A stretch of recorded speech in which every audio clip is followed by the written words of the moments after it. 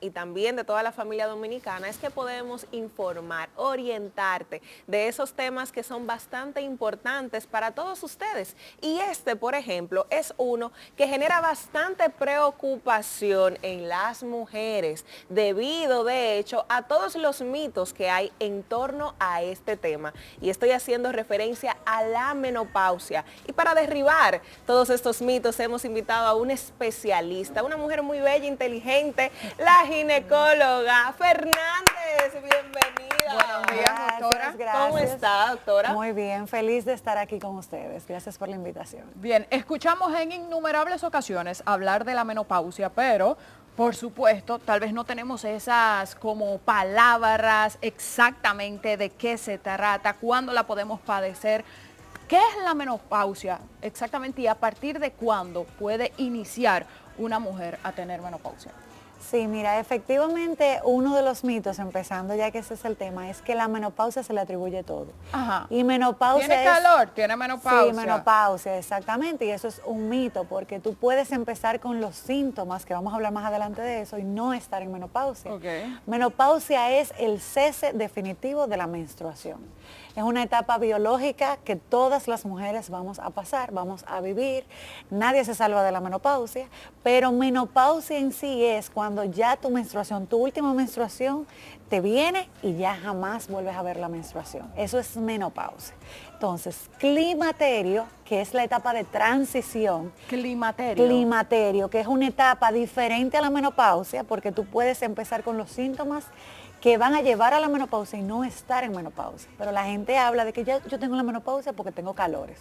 No necesariamente, porque mientras tú tengas menstruación, así sean en periodos esparcidos, 2 veces al año, 3 o 4 veces, no estás en menopausia, estás en una etapa de transición que puede durar años y se llama climaterio o perimenopausia, que yo me imagino que ustedes la han escuchado. Debido a esos mitos, como decía yo en la introducción, se ha satanizado la menopausia. Es un proceso que, si pudiéramos decirlo, definirlo de alguna manera, nadie quisiera llegar allí, porque es que uno ha escuchado tantas mentiras relacionadas a este proceso normal y natural de las mujeres en algún momento, que en este momento lo que me interesaría a mí conocer los reales síntomas de la menopausia y por qué debo temer o no debo de temer a esta situación. Mira, la menopausia es una etapa, como yo te dije, biológica, fisiológica, que nos va a dar a todas las mujeres. No es una enfermedad, es simplemente una etapa de la vida que generalmente llega a los 51 años. Esa es la edad promedio. Pero tiene un periodo de tiempo que entre 45 y 55 años van a haber pacientes que lo pueden presentar y no todas las mujeres presentamos lo mismo a la misma edad. Es decir, a ti te puede dar a los 48, a mí me puede dar a los 50, a Gabriela a los 54, es distinto. ¿Influye la edad del comienzo del periodo menstrual? Sí, o sea, la edad, la genética, a la edad que le dio a mi madre, hay muchísimos factores que pueden influir. Pero no quiere decir que tienes marcado una etapa donde va a iniciar. ¿Por qué se ha satanizado? Porque lamentablemente hay un miedo al tratamiento de los síntomas de la menopausia. Entonces, las mujeres estamos temerosas de utilizar este tipo de tratamientos y preferimos padecer los calores, el mal humor, la disminución de la libido sexual, tenemos problemas de pareja, tenemos problemas porque se supone que cuando tú tienes una menopausia no puedes dejar de vivir ni dejar de ser la mujer que tú eres. Hay que buscar una alternativa de tratamiento para tratar de solventar esos síntomas y que tú sigas siendo la mujer que eras antes de la menopausia. Doctora, y precisamente por eso que acaba de mencionar, con relación a los cambios de temperamento y tal vez por cualquier situación, por más pequeña que sea, alterarse demasiado, o sea, eso es totalmente cierto que va acompañado de la menopausia. ¿Y cuáles son o cuál es el tratamiento específico? ¿Serían algunas pastillas? ¿Cuál es el tratamiento para la menopausia, doctora? Mira, el tema con el cambio de humor es, o sea, no nos podemos concentrar solamente en una cosa. La mujer primero cambia el autoestima cuando llega la menopausia. ¿Por qué? Porque con la menopausia llegan alteraciones metabólicas que hacen que nosotras acumulemos un poquito de grasa aquí en el área abdominal. Y eso es un problema metabólico por la disminución de los estrógenos. Es decir, que nada de esto es mito. O no son mitos, porque se decía que eran mitos aquello de aumentar de peso, bajar la libido.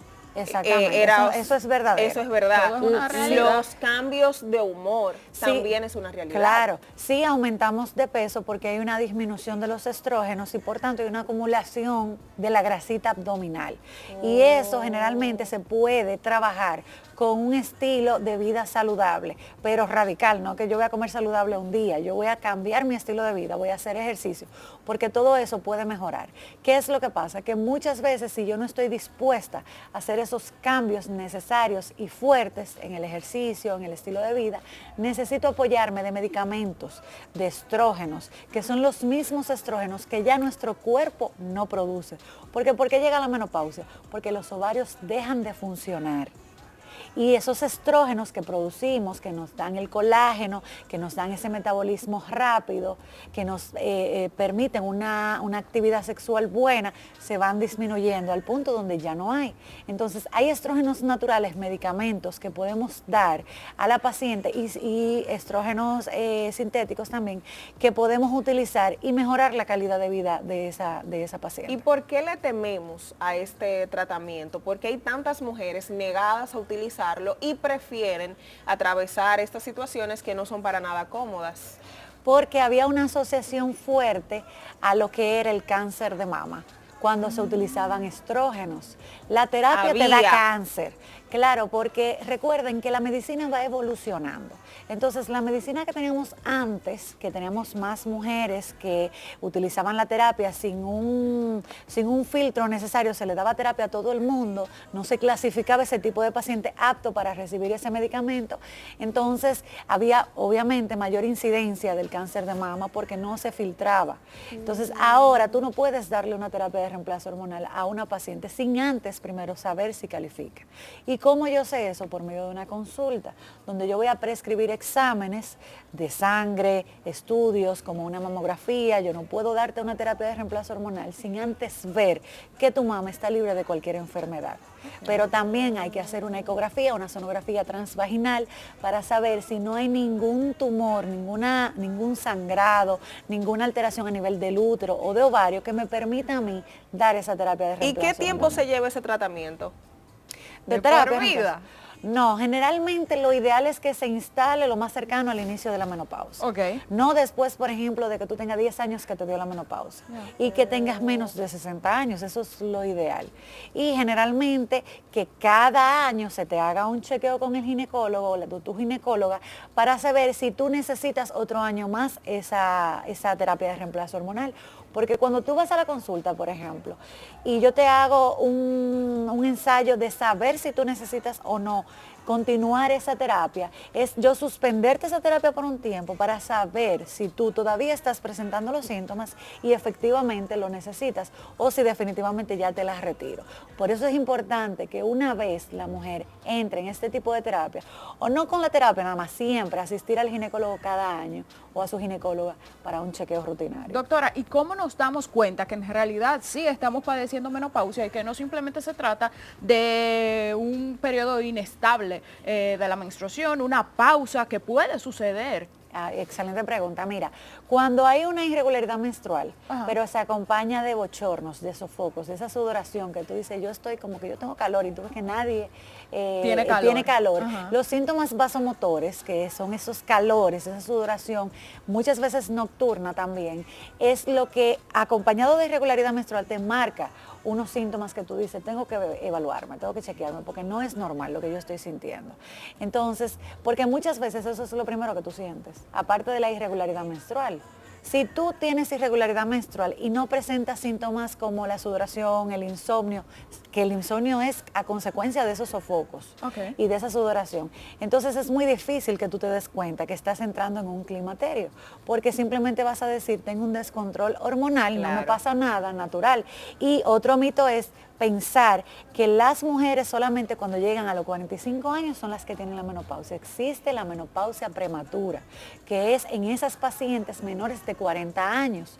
Ahí es donde nosotros, si tenemos una paciente de 34, 32, 37 años, con menopausia, hablamos de menopausia prematura. Y es una paciente que va a tener problemas para poder lograr un embarazo. lógicamente. Claro. ¿Hay algún factor que pueda apresurar el proceso de la menopausia de un lado, pero por otra parte, hay cosas que podamos hacer para amortiguar todos estos síntomas que posteriormente van a llegar con la menopausia? Sí, mira, todo lo que disminuya la calidad, la cantidad de los óvulos va a traer una menopausia. ¿Por qué? Porque nosotras las mujeres nacemos con una cantidad de óvulos específicas que vamos perdiendo a medida que vamos cumpliendo años. Cuando nacemos tenemos una gran cantidad de óvulos cuando llegamos a la pubertad y cuando somos ya en edad fértil. Pero a partir de los 35 años va una disminución de esos óvulos y una pérdida, y eso va acelerando una menopausia. Pero si yo fumo, si utilizo la juca, por ejemplo, que eso acelera. Acelera, claro, porque me disminuye la cantidad de óvulos que yo tengo. El alcohol en exceso. Entonces, pero hay algo natural, que es el reloj biológico, que es los folículos. Eso se va a acabar, esa transición va a llegar.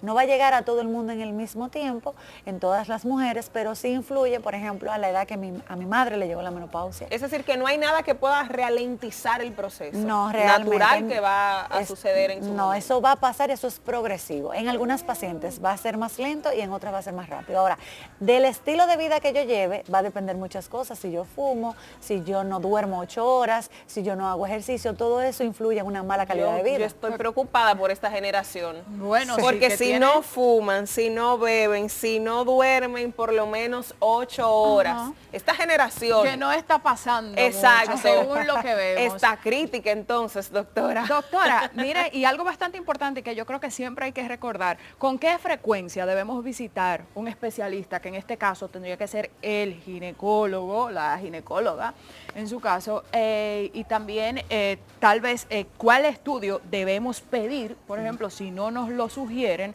para saber en qué estado estamos? Mira, generalmente una mujer debe ir cada año. El control ginecológico es una vez al año. En esa consulta vamos a solicitar exámenes de sangre, vamos a solicitar estudios de imágenes como la sonografía, vamos a solicitar exámenes como la mamografía, la sonomamografía, dependiendo de la edad de la mujer. Pero esto sí se encuentra alguna irregularidad o siempre se debe hacer. No, porque todo depende de la edad de la mujer. Bien. Porque no es lo mismo una paciente que vaya a la consulta de 25 años en edad fértil que una paciente de 45 o 48 años que vaya a la consulta, que no van generalmente por lo mismo. Por ejemplo, la paciente que entra en climaterio o menopausia muchas veces va porque tiene una actividad sexual baja, o porque tiene problemas, porque la menopausia trae una resequedad vaginal importante y eso hace que tú no disfrutes la relación sexual. Sí hay una disminución, por ejemplo, de la libido por la misma disminución de la testosterona, pero no es tanto eso. Recuerden que las mujeres nos influye tanto la autoestima, las emociones, exactamente. Entonces, si hay unos cambios importantes en el cuerpo de la mujer y hormonalmente también, porque somos hormonales, entonces eso va a influir en tu vida sexual. Muchas veces no tienes esa resequedad tan importante, pero tienes unos cambios psicológicos a propósito de los cambios hormonales y tienes un metabolismo lento y eso hace que tú te sientas diferente. Entonces, ese tipo de paciente te llega diferente a la paciente, por ejemplo, de 25 años que lo que quiere es evitar un embarazo. Trayendo ese tema a colación de las hormonas y las emociones y cómo al final del día todo esto se relaciona, quizás la importancia de tener una asistencia de salud mental en este proceso biológico que nos va a llegar a todas en algún momento. ¿Usted le da esta sugerencia a sus pacientes? Sí, súper importante. En toda la etapa, yo creo que la salud física es igual de importante que la salud mental. O sea, muchas veces la paciente ni siquiera un problema físico tiene, es un problema de salud mental, que se siente inestable psicológicamente y muchas veces tú escuchándola te das cuenta en la consulta. Y las mujeres ahora mismo, en la etapa en la que vivimos y en la generación en la que estamos estamos abarcando todo, que si trabajo, que si casa, nos exigimos mucho. Queremos ser superwoman. Exactamente, exactamente. Entonces, siempre la intervención de un psicólogo, no solamente en la etapa de la menopausia, en esas parejas también que buscan bebé, en esa mujer que no sabe si quiere buscar bebé ahora mismo y quiere saber, tener metas definidas. Oye, la psicología es parte de la medicina y yo siempre voy a estar a favor de la salud mental de la paciente. paciente, eso siempre. Doctora, hay unos productos que venden por ahí, le dan bastante publicidad, que esto te ayuda muchísimo con las relaciones sexuales, que te sube el líbido y todo eso. ¿Es recomendable o Los está chips totalmente? hormonales. También hay unos chips, Hay unos chips hormonales de la Sí. juventud que ayuda para todo eso y también unos líquidos que vienen siendo como una miel bastante famosa. ¿Eso es recomendable o los especialistas ginecólogos dicen no a este tipo de productos? Mira, qué buena pregunta. No soy partidaria de utilizar ningún producto que no sea recomendado por un especialista. Ahora mismo las redes sociales, el acceso que tenemos a que cualquiera nos recomiende unos óvulos, Sí. unos tratamientos, Ponte